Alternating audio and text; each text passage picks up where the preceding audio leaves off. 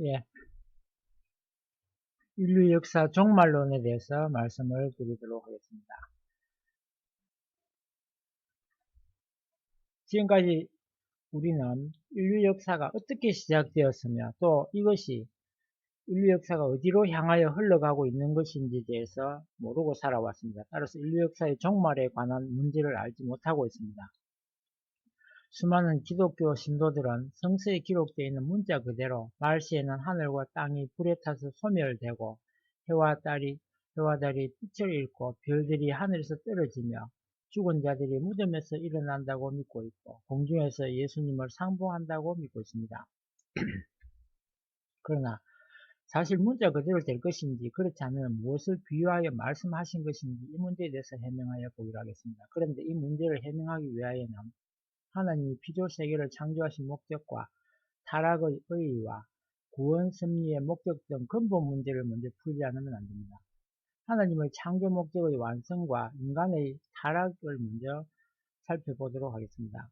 인간은 하나님의 심정을 체휼하여 그 뜻을 알아가지고 그 뜻대로 생활할 수 있도록 창조하셨습니다. 이것이 바로 하나님의 창조 목적이며 그것을 완성하는 것이 곧 인간의 창조 목적이기도 한 것입니다. 그러한 자리에 서게 되는 것을 개성완성이라고 합니다. 개성완성한 인간의 마음에는 하나님이 거하시게 되므로 결국 이러한 인간은 하나님의 성전이 되고 하나님의 뜻대로만 생활하게 되면 하나님과 일체를 이루게 됩니다. 고린도전서 3장 16절에 너희가 하나님의 성전인 것과 하나님의 성령이 너희 안에 거하는 것을 알지 못하느냐라고 하셨고, 요한복음 14장 20절에는 그날에는 내가 아버지 안에 너희가 내 안에 내가 너희 안에 있는 것을 너희가 알리라라고 말씀하셨습니다. 개성을 완성한 아담과 해와가 하나님의 말씀대로 선의 자녀를 번식하여 죄 없는 가정과 사회를 이루었더라면 이것이 한 부모를 중심한 대가족으로 이루어지는 천국이었을 것입니다. 천국은 개성을 완성한 사람 하나의 모양과 같은 세계입니다. 인간에 있어서 그 두뇌의 종적인 명령에 의하여 그의 사지백체가 횡적인 관계를 가지고 활동하듯이 그 사회도 하나님으로부터의 종적인 명령에 의하여 서로 횡적인 유대를 맺어 생활하게 됩니다. 이러한 사회는 하나님의 심정을 사회 전체가 그대로 체휼하기 때문에 이웃을 해치는 행위를 할 수 없게 됩니다. 아무리 죄 없는 사회를 하더라도 인간이 미개한 생활을 그대로 할 수밖에 없다면 이것은 하나님이 바라시고 인간이 원하는 천국은 아닐 것입니다. 그러므로 하나님이 주관성을 완성하여 만물을 주관하라고 하신 말씀대로 개성을 완성한 인간들은 과학을 발달시켜서 안락한 사회 환경을 이 지상에 이루어 놓아야 합니다. 이런 하나님의 창조 이상이 실현된 곳이 지상천국이고 하나님의 창조 목적은 먼저 지상에 천국을 건설하려는 데 있었습니다. 천국은 개성을 완성한 사람 하나의 모양과 같은 세계입니다. 인간에 있어 그 두뇌의 종적인 명령에 의하여 그의 사지백체가 형적인 관계를 가지고 활동하듯이 그 사회도 하나님으로부터의 종적인 명령에 의하여 서로 형적인 유대를 맺어 생활하게 됩니다. 이러한 사회는 하나님의 심정을 사회 전체가 그대로 체휼하기 때문에 이웃을 해치는 행위를 할 수 없게 된다는 말씀을 드린 것입니다. 그러면 인간의 타락은 어떻게 해서 이루어진 것인가를 알아드렸으니까 이제는 그 결과를 먼저 알아보도록 하겠습니다. 인간의 타락함으로 말미암아 사탄이 우거하는 집이 되어서 그와 일체를 이룸으로써 악성을 갖게 된 것이 타락의 결과입니다. 이 악성을 가진 인간이 악의 자녀를 번식하여 악의 가정과 사회와 세계를 이루게 된 것입니다. 이것이 바로 타락 인간이 지금까지 살아오고 있는 지상 지옥인 것입니다. 지옥 인간들은 하나님과의 종적인 관계가 끊어졌기 때문에 인간들 사이의 횡적 유대를 이룰 수 없게 되었습니다. 따라서 이웃의 고통을 자신의 것으로서 체휼할 수 없게 되어 이웃을 해치는 행위를 자행하게 된 것입니다. 인간은 지상 지옥에서 살고 있기 때문에 육신을 벗은 후에는 천상 지옥으로 가게 됩니다.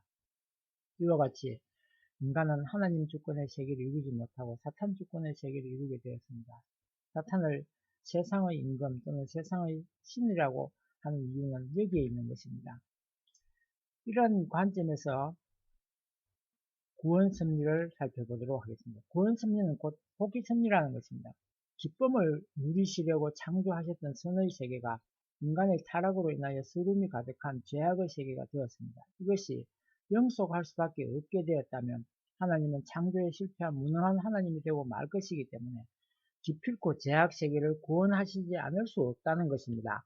죄에 빠진 자를 구원하는 것은 죄가 없는 창조 본연의 입장으로 복귀시킨다는 뜻입니다. 그러므로 구원 섭리는 곧 복귀 섭리입니다.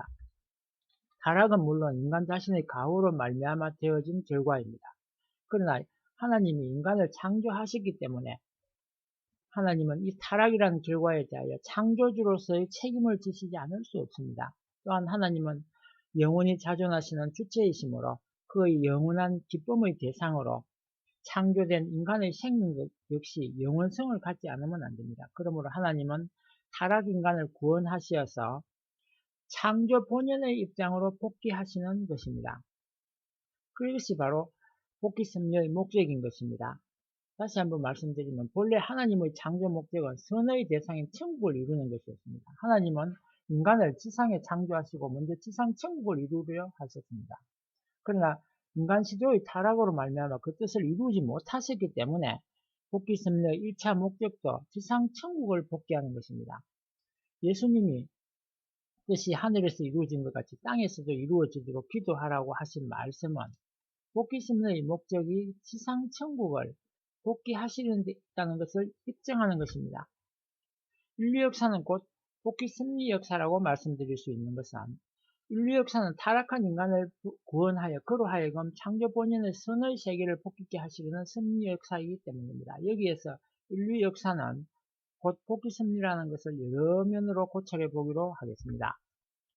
문화권 발전사로 봐서 첫째로 문화권 발전사의 입장에서 고찰해 보면 타락으로 인하여 하나님을 모르게 된 인간은 종교를 세워서 부단히 선을 찾아 나아감으로써 하나님을 만나려고 한 것이었기 때문에 개인이나 민족이나 국가는 망하였다 하더라도 종교 그 자체만 오늘에 이르기까지 계속 남아져 내려오고 있습니다. 이러한 역사적 사실을 더듬어 보기도 합니다. 중국의 역사를 보면 오늘의 중화민국에 이르기까지 복잡 다양한 국가의 흥망과 정권의 교체를 거듭하여 내려왔으나 오늘에 이르기까지 유교나 불교나 선의 극동 종교만은 엄연히 그대로 남아져 있습니다. 그리고 인도에서는 힌두교, 중동에서는 이슬람교, 유럽에서는 기독교가 그대로 남아져 내려오고 있습니다. 역사상에는 많은 종교가 왔다 갔습니다. 그 가운데 영향력이 큰 종교는 반드시 문화권을 형성하여 왔는데 문헌에 나타나 있는 문화권만 해도 21개 내지 26개나 됩니다. 그러나 역사의 흐름 속에서 흡수 또는 융화되어 근세에 이르러서는 국가 흥망의 굽이침 속에서 4대 문화권으로 남아지게 되었습니다. 즉 기독교 문화권, 회교 문화권, 인도교 문화권, 극동 문화권 등으로 4개 문화권으로 남아지게 된 것입니다. 이것들을 다시 기독교를 중심으로 한 하나의 세계적인 문화권으로 형성해가는 추세를 보여주고 있습니다. 결국 인류 역사가 바로 하나의 통일된 세계로 복귀되어 가고 있다는 증거인 것입니다. 종교와 과학의 동향으로 봐서도 마찬가지로 모든 것이 창조 본연의 세계로 가고 있다는 것을 알 수 있습니다. 역사 이래 독자적으로 발달한 종교와 과학이 오늘날에 이르러서는 각각 제 갈 곳을 다 가서 한자리에서 서로 만나지 않을 수 없게 되었습니다. 이 사실도 인류 역사가 창조 본연의 세계로 복귀하는 섭리 노정을 걸어 나왔다는 것을 말해주고 있는 것입니다. 수백 역사의 기초를 보더라도 인류 역사는 하나님을 중심한 창조 본연의 세계로 가고 있다는 것을 알 수 있습니다. 재물과 땅과 사람을 빼앗으려는 싸움은 인류 사회의 발달과 더불어 벌어져 오늘날까지 쉬지 않고 계속되어 왔습니다. 이 싸움은 가정, 종족, 민족, 국가, 세계를 중심으로 그 범위를 넓혀 나와 오늘날 민주화, 공산 두 세계가 마지막 싸움을 기르는 데까지 이르렀습니다. 이 마지막 싸움은 이념의 싸움입니다. 그러므로 종교와 과학을 통일할 수 있는 진리가 나올 때 두 세계는 하나의 이념 아래 완전히 통일될 것입니다. 마지막 넷째로는 성서를 중심하고 이 문제를 살펴보기로 하겠습니다. 인류 역사의 목적은 생명나무를 중심한 복귀동산을 복귀하려는 데 있습니다. 에덴 동산을 복귀하려는 데 있는 것입니다. 인간 조상이 타락했기 때문에 하나님이 생명나무를 중심하고 세우려던 에덴 동산은 사탄에게 내주게 되었습니다. 그래서 알파로 시작된 인간의 죄악 역사가 오메가로 끝날 때의 타락 인간의 소망은 복귀된 에덴 동산으로 다시 들어가 잃어버렸던 생명나무를 다시 찾아 나아가는 데 있다고 요한계시록 22장 13절 이하에 기록되어 있습니다. 이러한 성서의 기록을 보아도 역사의 목적은 생명나무로 오실 예수님을 중심한 창조 본연의 복귀 동산을 에덴 동산을 복귀하려는 데 있다는 것을 알 수 있습니다. 제3절 말세에 대해서 말씀드리겠습니다. 말세의 일을 말씀을 먼저 드리면 사탄 주권의 죄악 세계가 메시아의 강림을 전환점으로 하여 하나님 주권의 창조 이상 세계로 교체되는 시대를 말세라고 합니다. 따라서 말세는 지상 지옥이 지상 천국으로 바뀌는 때를 이루는 것입니다. 그러므로 말세는 기독교 신도들이 믿어온 대로의 천변지기가 일어나는 공포의 때가 아니고 창세 이후 인류가 유일한 소망으로 바라고 나왔던 기쁨의 한 날이 실현되는 때인 것입니다. 사실 성서의 내용으로 봐도 말세는 여러 번 있었습니다. 하나님은 인간이 타락한 이래 창조 본연의 세계를 복귀하시는 섭리를 여러 차례 하셨습니다. 그러나 그때마다 인간이 책임 분담을 완수하지 못하여 그 뜻이 이루어지지 않았습니다. 때문에 말세가 여러 번 있었던 것 같이 기록되어 있습니다. 노아 때도 말세였습니다. 하나님은 사탄을 중심한 타락 세계를 1600년의 죄악사를 일기로 하여 홍수 심판으로 멸하시고 노아 가정을 중심하고 이상 세계를 복귀하시려 하셨습니다. 예수님 때도 말세였습니다. 하나님은 예수님을 보내심으로써 사탄을 중심한 죄악 세계를 멸하시고 하나님을 중심한 이상 세계를 복귀하려 하셨습니다. 예수님의 재림 때도 말세가 될 것입니다. 예수님은 재림하신 후에야 영육과 아울러 구원 섭리의 목적을 완수하여 지상천국을 복귀하시게 됩니다.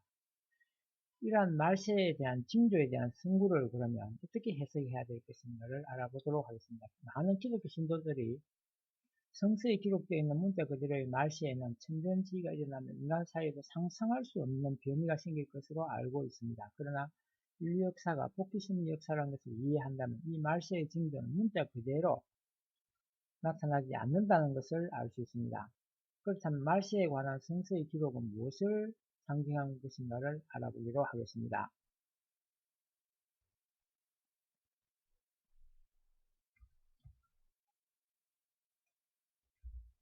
하늘과 땅을 멸하고 새하늘과 새 땅을 이룬다는 성서의 내용을 보도록 하겠습니다. 창세기 6장 13절을 보면 노아 때도 말세가 되어 땅을 멸한다고 하셨지만 사실상 땅 자체가 멸하지는 않았습니다. 전도서 1장 4절에 한 세대는 가고 한 세대는 오되 땅은 영원히 있도다라고 하신 내용도 있고 시편 78장 69절에 보면 그 성소를 산의 높음같이 영원히 두신 땅같이 지었으며 라고 하신 것 같이 땅은 영원한 것입니다. 하늘과 땅을 멸한다는 것은 그 주관하고 있는 땅을 주관하고 있는 사탄 주권을 멸한다는 뜻이고 새하늘과 새 땅을 세운다는 것은 하나님 주권 하에 새로운 천지를 복귀한다는 뜻입니다. 베드로후서 3장 12절에 보면 하늘과 땅을 불로서 심판한다고 되어 있습니다. 다시 자세히 말씀드리면 말세에는 하늘이 불에 타서 풀어지고 체질이 뜨거운 불에 녹아진다고 하는 기록이 적혀 있습니다. 그런데 말라기 4장 1절 이하를 보면 예수님 때도 불로서 심판하신다고 예언되어 있고 또 누가복음 12장 49절에는 예수님이 불을 땅에 던지러 오셨다는 말씀도 있습니다. 그러나 그 당시에 불로서 심판하신 아무 흔적도 찾아볼 수 없습니다. 야고보서 3장 6절에는 혀는 곧 불이요라는 한 말씀에 의하여 불심판은 곧 혀의 심판이요 그것은 곧 말씀 심판임을 알 수 있습니다. 그럼 말씀으로 심판하신 이유는 뭘까요? 요한복음 1장 3절에 인간은 말씀으로 창조되었다고 기록되어 있습니다. 따라서 하나님의 창조 이상은 인간 시대가 말씀의 실체로서 말씀의 목적을 완성해야 할 것이었는데 그들이 말씀을 지키지 않고 타락되었던 것입니다. 그러므로 하나님은 또다시 말씀에 의하여 타락 인간을 재창조하심으로써 말씀의 목적을 이루려 하셨으니 이것이 곧 진리에 의한 복희 섭리입니다. 요한복음 1장 14절에는 말씀이 육신이 되어 우리 가운데 거하심에 우리가 그 영광을 보니 아버지의 독생자의 영광이요라고 기록되어 있습니다. 이와 같이 예수님은 말씀 완성자로 재림하셔서 그 목적을 위한 심판도 말씀으로 그 기준을 세워 하시는 것입니다. 그러면 데살로니가 전서 4장 16절에 있는 무덤에서 시체가 일어난다는 내용은 무엇일까요? 또 마태복음 27장 52절의 이하를 보면 예수님이 돌아가실 때에 무덤들이 열리며 자전 성도들의 몸이 많이 일어나되라고 기록되어 있으나 이것은 그들의 육신이 다시 일어난 것을 의미하는 것이 아니었습니다. 이것은 구약시대의 영웅들이 재림 부활을 위하여 지상에 재림한 것을 영적으로 보고 기록한 말씀입니다. 무덤이라는 것은 예수님으로 말미암아 열려진 낙원에서 보면 구약시대의 영영체급 영인들의 세계는 보다 어둠의 세계이기 때문에 그곳을 가리켜 무덤이라고 하였던 것입니다. 지상인들이 끌려 공중에서 주를 영접한다고 적혀있는 데살로니가 전서 4장 17절의 내용은 또 무엇일까요? 여기 기록되는 공중은 공간적인 하늘을 의미하는 것이 아닙니다. 성서에 있어서 땅은 타락한 악주권의 세계를 의미하고 하늘은 죄가 없는 선주권의 세계를 의미합니다. 그러므로 공중에서 주를 영접한다는 것은 예수님이 재림하셔서 사탄 주권을 물리치시고 지상천국을 복귀하심으로 말미암아 그 선주권의 세계에서 성도들이 주님을 영접하게 된다는 것을 의미하는 것입니다. 마태복음 24장 29절에 있는 해와 달이 빛을 잃고 별들이 하늘에서 떨어진다고 한 내용을 살펴보기로 하겠습니다. 창세기 37장 9절 이하를 보면 요셉이 꿈을 꾸고 해와 달과 11별이 내게 절하되이다 라고 부영에게 고하니까 그 야곱이 그에게 이르되 너의 꿈꿈이 무엇이냐? 나와 네 엄마와 내 형제들이 참으로 가서 땅에 엎드려 네게 절하겠느냐라고 꾸짖는 기록이 있습니다. 이것은 해와 달은 부모를, 별들은 자녀들을 상징한 것입니다. 그런데 예수와 성신은 아담과 해와 대신 인류를 중생해 주실 참부모로 오신 분이므로 해와 달은 예수와 성신을, 별들은 자녀된 성도들을 상징한 것입니다. 그러므로 해와 달이 빛을 잃는다는 것은 예수님이 재림하셔서 새 말씀을 주시게 되는 예수와 성신에 의한 신약의 말씀은 그 사명기간이 지나가게 된다는 것이며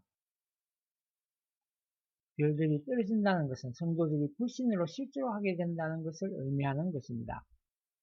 그러면 말세와 현세에 대해서 말씀드리면 말세는 언제 올 것인가를 알아보도록 하겠습니다.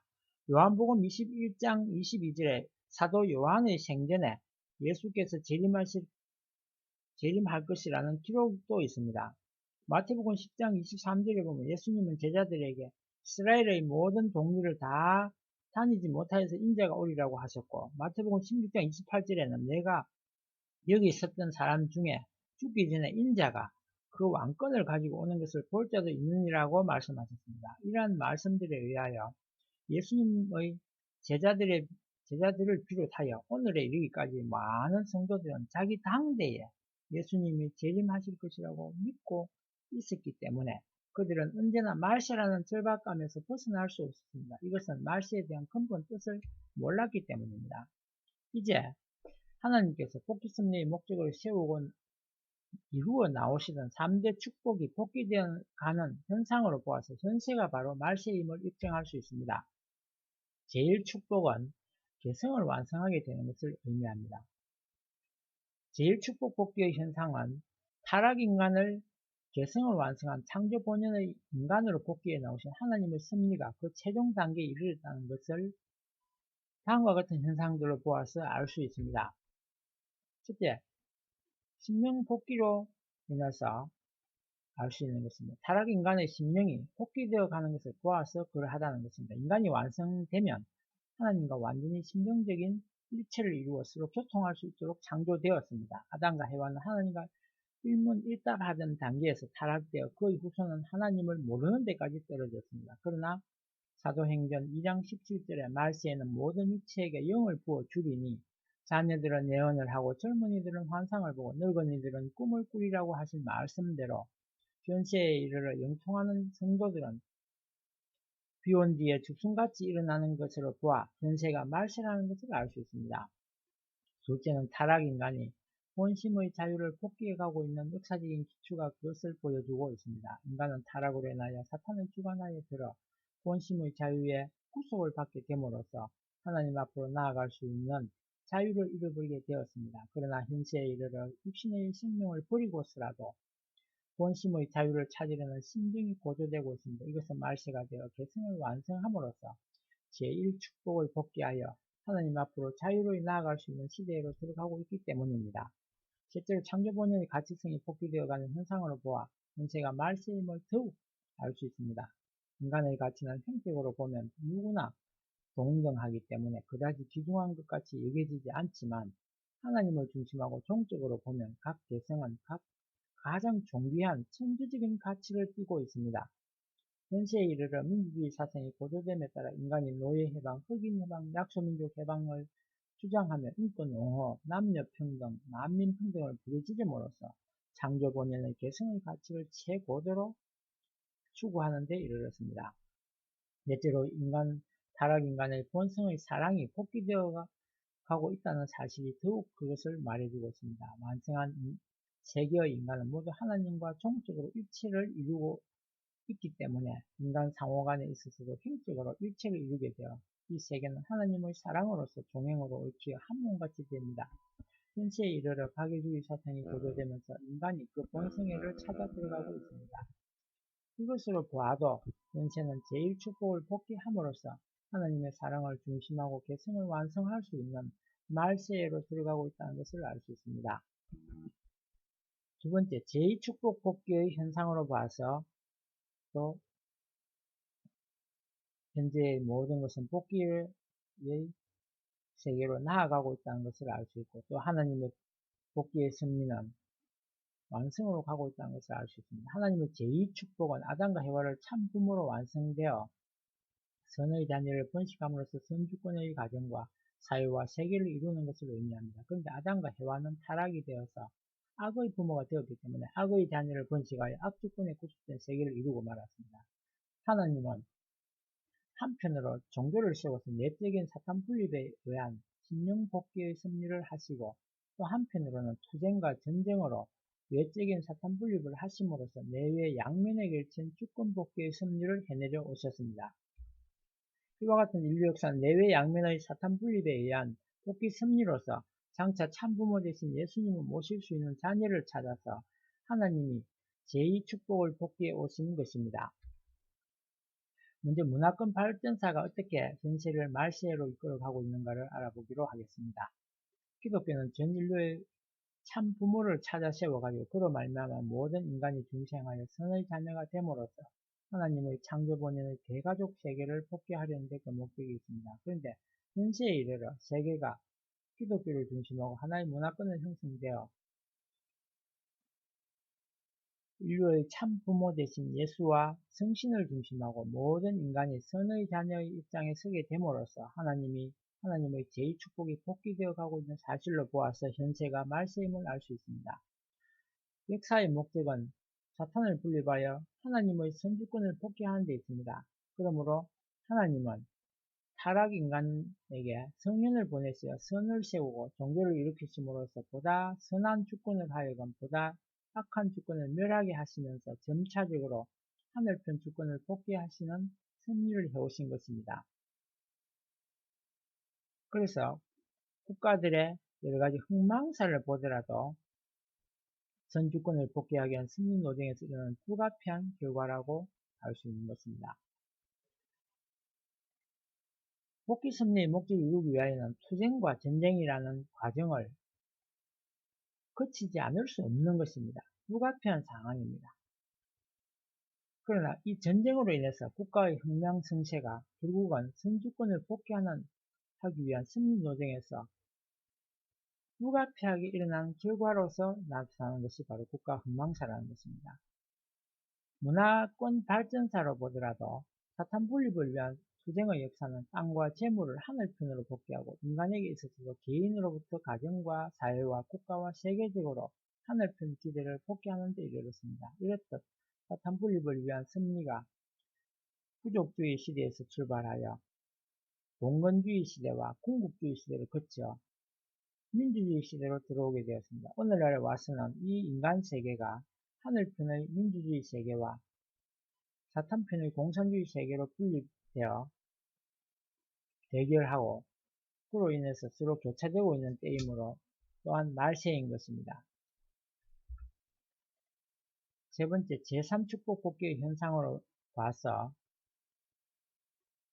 현세가 서서히 복귀되어 가고 있다는 것을 알 수 있습니다. 하나님의 제3축복은 아담과 해와가 완성되어 피조세계에 대한 주관성을 갖게 되는 것을 의미하고 이 주관성에는 내외 양면의 주관성이 있다고 말씀을 드렸습니다. 타락으로 인하여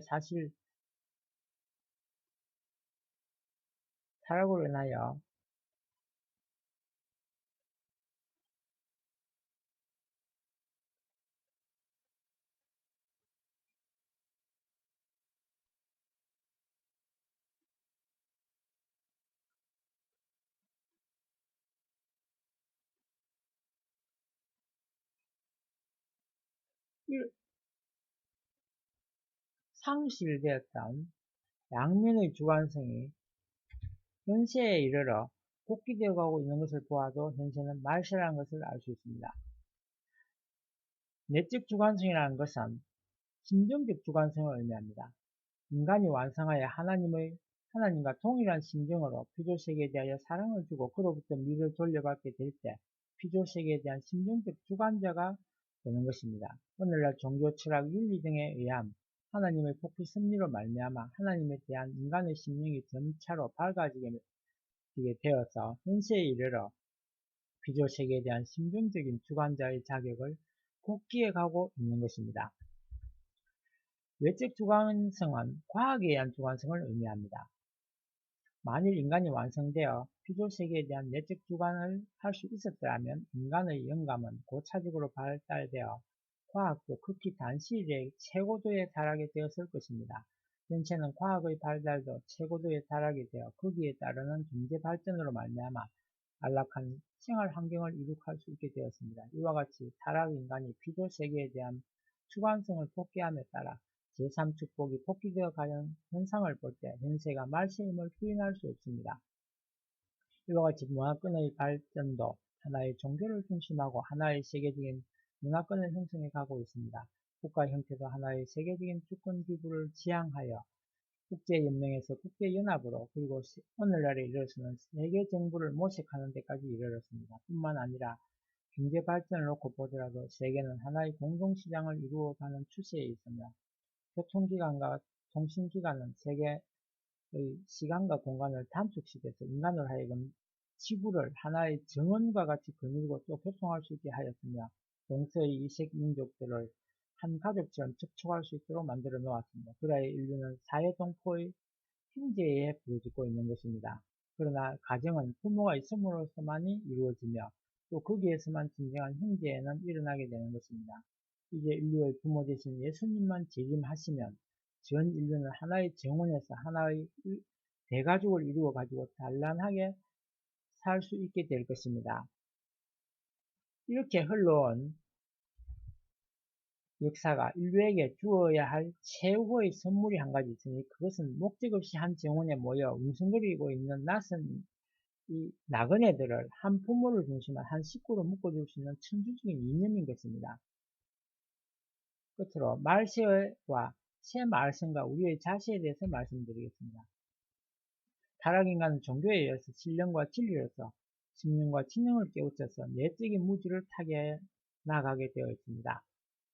이것이 바로 말세와 새 진리의 관계인 것입니다. 그런데 진리에 있어서 내적인 무지를 타게 하는 종교에 의한 내적인 진리와 외적인 무지를 타게 하는 과학에 의한 외적인 진리의 두 면이 있습니다.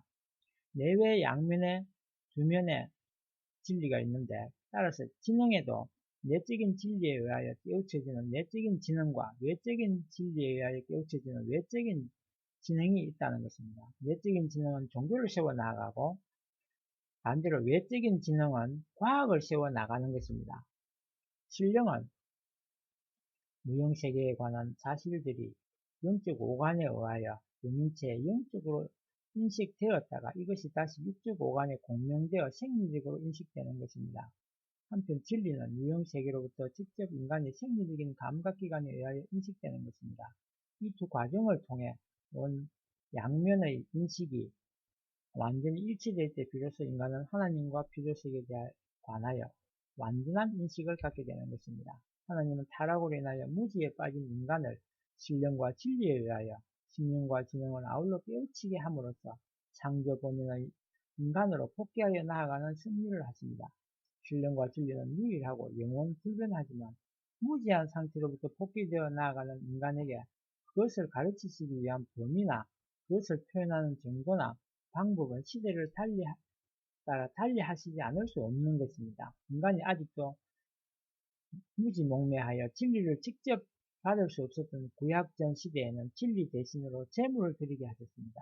인간의 심령과 지능의 정도가 높아짐에 따라 모세 때는 율법을, 예수님 때는 복음을 주셨습니다. 오늘날 지성인들로 하여금 진리를 깨닫게 하기 위하여는 보다 고차원적인 내용과 과학적인 표현 방법에 의한 것이 나오지 않으면 안 됩니다. 이것이 새 진리라고 부르는 것입니다. 그리고 성서는 진리 자체가 아니라 그것을 가르쳐주는 하나의 교과서인데 그 진리의 중요한 부분이 거의 상징과 비유로 표현되어 있습니다. 따라서 그것을 해석하는 차이로 말미암아 많은 교파가 생기게 되는 것입니다. 그러므로 새 진리가 나와서 성경의 근본 내용을 누구나 공인할 수 있도록 해명하지 않으면 안 됩니다. 새 진리에 대한 선구를 마지막으로 읽어드리고 마치도록 하겠습니다. 예수님은 이것을 비사로 너희에게 일렀거니와 때가 이르면 다시 비사로 너희에게 이르지 아니하고 아버지에 대한 것을 밝히 이르리라고 한 요한복음 16장 25절의 말씀으로서 끝날에 이르면 다시 새로운 진리의 말씀을 해주시겠다고 말씀을 약속하셨던 것입니다.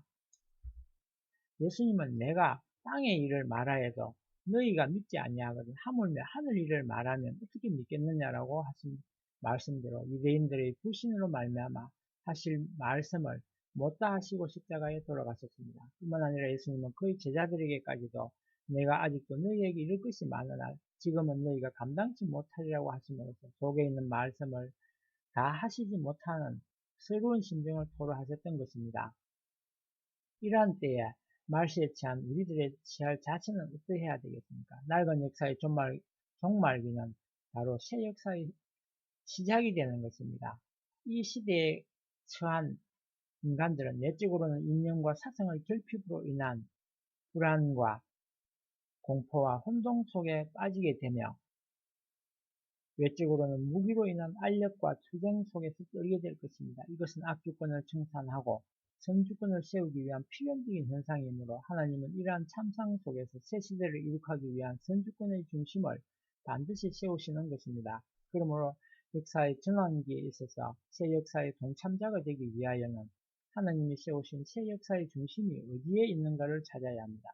이러한 새 시대의 섭리는 낡은 시대의 환경 속에서 사기트고 자라나는 것이므로 그 시대에 대하여는 상충적인 것으로 나타납니다. 그러므로 역사의 전환기에 있어서 낡은 시대의 환경에 집착되어 안도하려고 하면 낡은 시대와 더불어 심판을 받게 될 것입니다. 오직 마음에 느껴지는 신령을 따라 새 시대의 섭리를 따라가야 합니다.